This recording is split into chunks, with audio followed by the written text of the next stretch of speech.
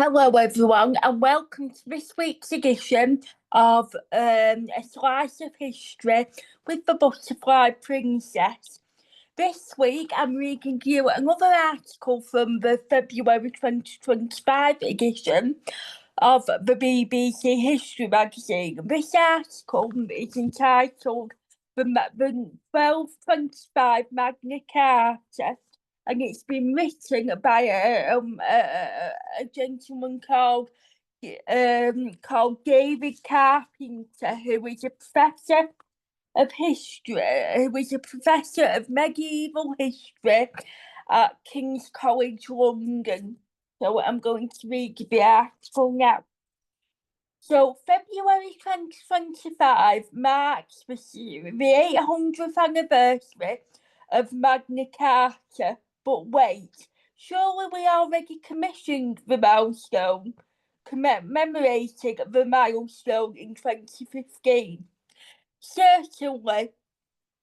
On the 15th of June that year, the Queen, the Duke of Edinburgh, the Archbishop of Canterbury, Prime Minister David Cameron, and assorted dignitaries gathered at Runnymede at the meadow by the Thames between Windsor and Staines. They celebrated the charter King John had sealed there exactly 800 years earlier. The document sealed under duress from rebel barons and famously subjecting the king to the law and promising justice to all is widely lauded today as a milestone in the establishment of English law. Yet the fact is that in the centuries after 1215, the term Magna Carta was hardly ever used for John's document. Rather, that was the name given to the charter issued nearly a decade later by King John's son, Henry III, at Westminster on the 11th of February 1225. Although Henry's character was based on his father's, although Henry's charter was based on his father's, the earlier intervention was usually called simply the Charter of Runnymede.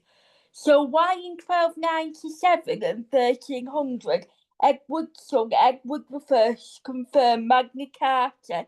He meant the Charter of 1225, and the same was true of our later confirmations. Indeed, though, most of its provisions have since been repealed. Those chapters that remain on the Statute Book of the UK scale from the 1225 version. So how did the Charter of Runnymede in 1215 become Magna Carta in 1225? Abandoned promises. At the end of 1215, any progression beyond the Charter of Runnymede would have seemed unlikely, for it appeared to be a failure without a future. Crushed by the Pope at the King's behest, it had also, in effect, been abandoned by the rebel barons. Having failed to hold the King to its terms, they had taken another route. They deposed John and offered the throne to Louis, eldest son of the King of France. Louis came to England in May 1216 on a wave of support, but said nothing about the character. Under his benevolent rule, he doubtless assured his support it would be quite unnecessary. It was John's death during the night of the 19th of October 1216 that transformed the situation. The minority government of his 9-year-old son Henry III, led by Regent William Marshall, Earl of Pembroke, and the papal legate Gabourne, was in a desperate situation. Louis controlled much of England. The only way forward seemed to accept what John had rejected and Louis was ignoring. So on the 12th of November 1216, a new version of the charter was issued in Henry's name. The most common, controversial and radicated provisions of the Charter of Runnymede were omitted, but the Great Bull remained in place. The concession held in effect, though there were no immediate guests from Louis' side. At the decisive Battle of Langton in May 1217, when forces led by Henry III defeated an army supporting Louis, the rebel barons hardly fought very hard. None were killed, most simply surrendered. With a revised version of the charter accepted, they could believe their cause was won. The Barron victory was confirmed by the peace settlement at the end of the war. Louis abandoned his claim to the throne and returned to France. In return, the minority government restored the rebels in their lands and in November 1217 issued a new and improved version of the charter, accompanied by an entirely new chapter regulating the running of the royal forest. It was at this point that the term Magna Carta, Great Charter, was first introduced, referring not to its grandeur, but its size to distinguish that physically larger charter from the smaller charter of the forest. These two charters would now always be linked together. With both in place, why might further changes be needed in 1225? Because the 1217 charter remained problematic, how could they be trusted when issued by a king only 10 years old and lacking his own seal? Instead, they bore the seals of legate and the regent. There was another problem. Might it not be claimed that the charter was invalid, having been extradited from the king by rebellion?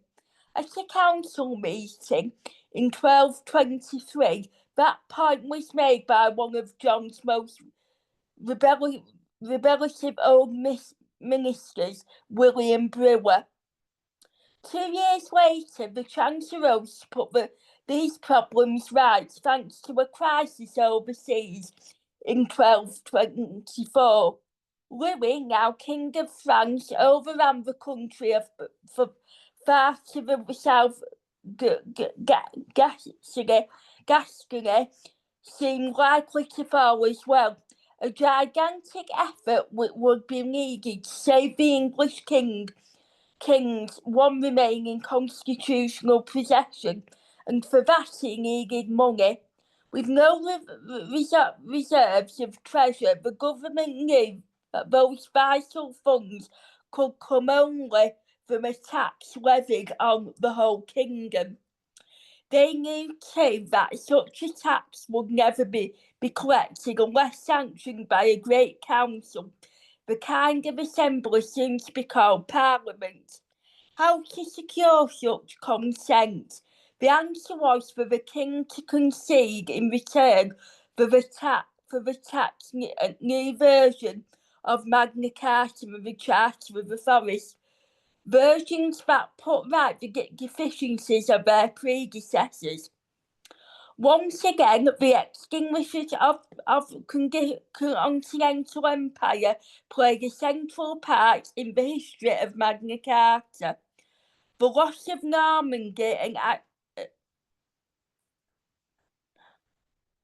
of Jean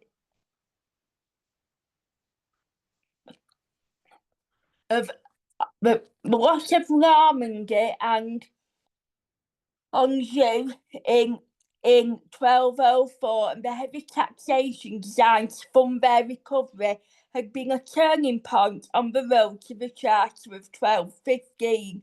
Similarly, the loss of fronting in 1224 led directly to the Magna Carta of 1225. However, while John failed to recover his constitutional possessions, the Great Tax of 1225 did save Gascony, which remained in English hands until 1453. Doing the deal. Two men, above all, were responsible for negotiating the deal that led to the 1225 charters, though acting from very different motives. They were the Justice Herbert Gabourne, head of government since the death of William Marshall in 1219, and the Archbishop of Canterbury, Stephen Langton.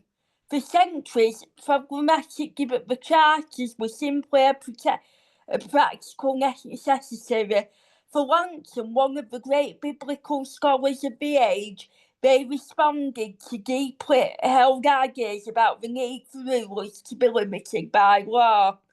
The text of both charters, crafted by Langton and Gabourne, had now permitted new conclusions designed to address the anxieties mentioned previously.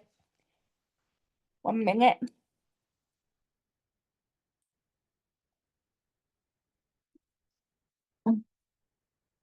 Mentioned previously, in the king, now aged 17, was said to act of his ungood will. A statement not found in the 1216 and 1217 vouchers, nor indeed in John's Charter of Runnymede. At the end, the new charters now hung Henry's own seal, introduced in 1218. It showed him on the front, crowned and enthralled, and on the back, mounted, armed, and his sword. Images that anticipated the majesty of kingship. The conclusion to these revised charters also rebutted the charge that they had been extracted from the king by force. Rather than skating in return for his concession, everyone in the kingdom had granted him a 15th part of their movable property, essentially a 15 part by value of their agricultural produce and farm animals, producing some £40,000, roughly 3 times the king's current annual revenue. This was the tax that saved Gascony. The charge of conversion was laid to rest. Magna Carta and the Forest Charter were the result of a freely entered bargain between king and kingdom. The consensual nature of the new documents was further demonstrated by lists of those who had witnessed and thus affirmed the granting of the charters. Unlike earlier literations, which had no witness list to speak of, all the good and great of the land witnessed the charters, whether their states in the Civil War.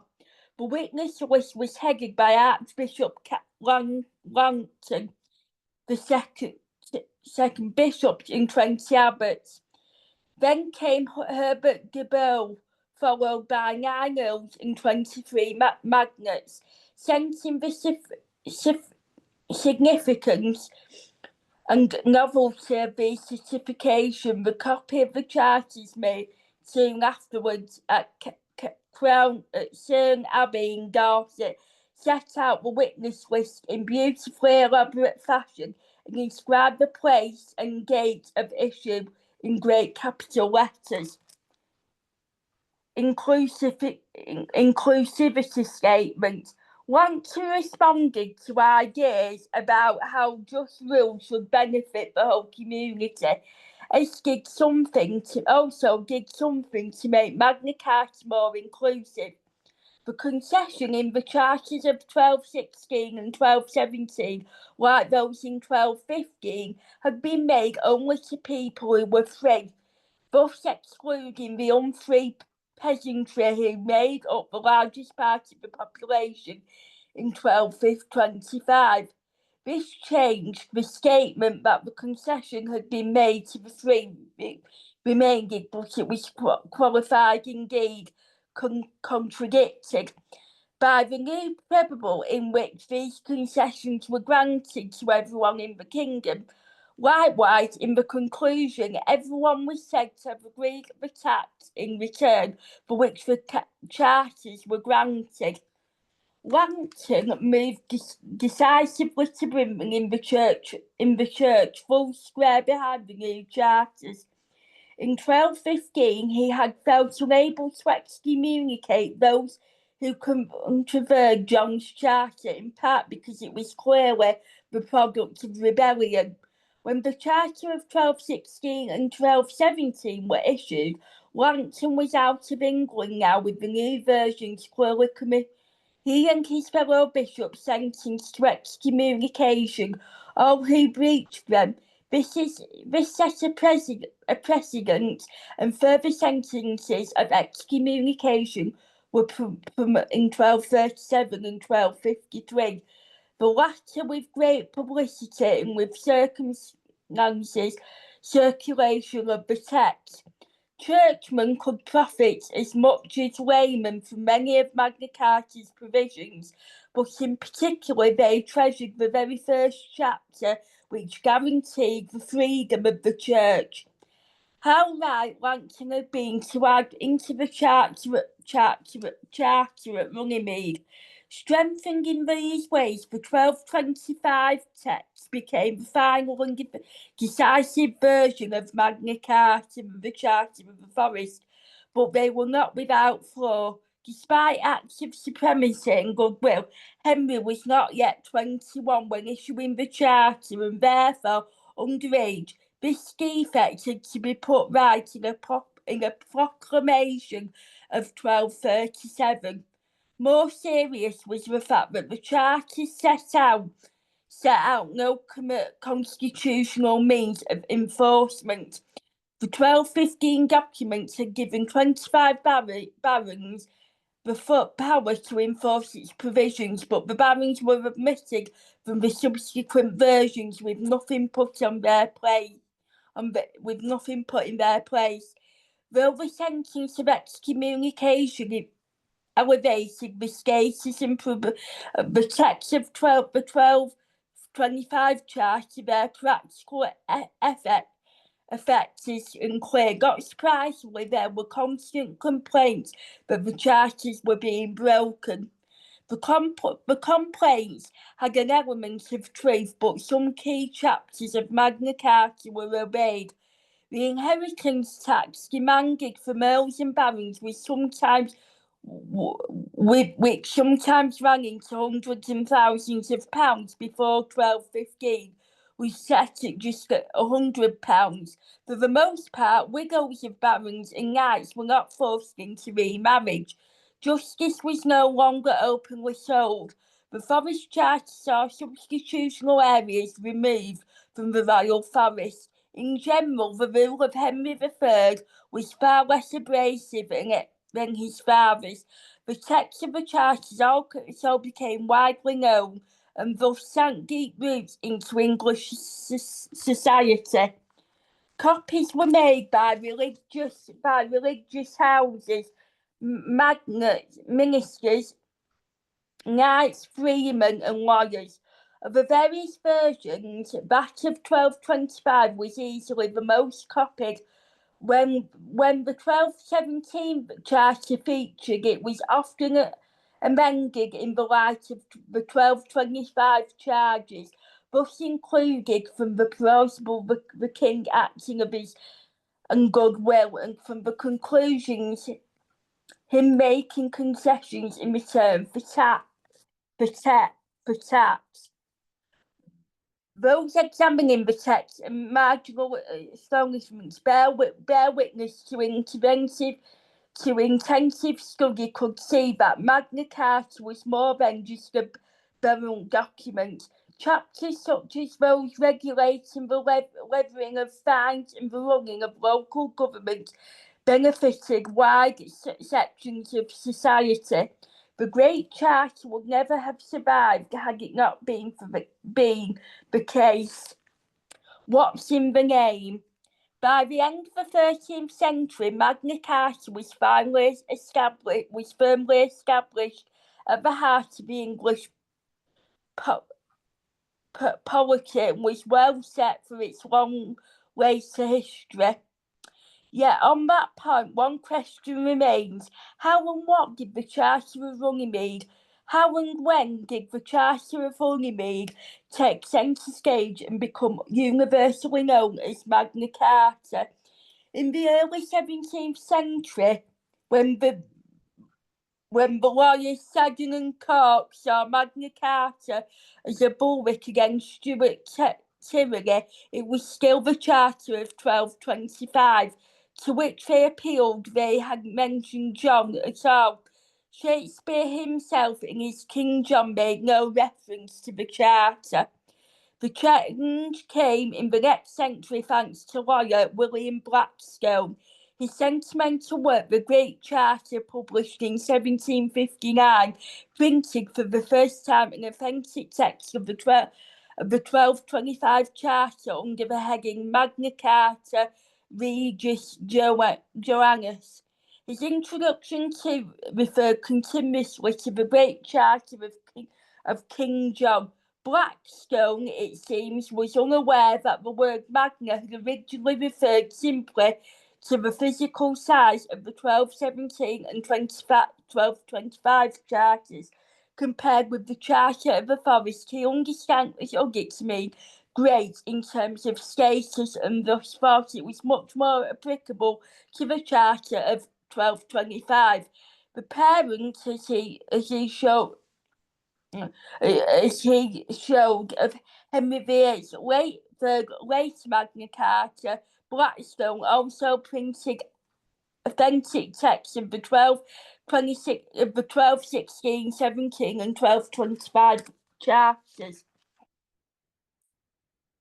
Blackstone tremendously stuck in Bishop Stubbs' hugely influential History of England, published in the 1870s. John's Charter is called the Great Charter, or Magna Carta. Likewise, J.C. Holt's classic book Magna Carta, first published in 1965, was essentially about the Charter of 1215.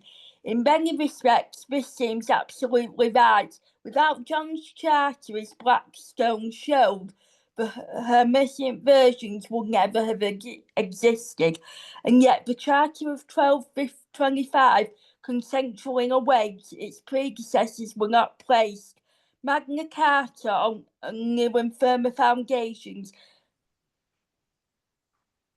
The charters of 1215 and 1225 should always march together. So that concludes this week's edition of A Slice of History with the Butterfly Princess. So, and this article again has been published in the February 2025 edition of the BBC History magazine. And just to reiterate, the article has been written by David Carpenter, who is a professor of medieval history at King's College London. Thank you for joining me, and I hope you can join me next week for next week's episode of A Slice of History with the Butterfly Princess. But until then, have a lovely rest of your week, and I will see you very soon. Take care. Bye-bye for now.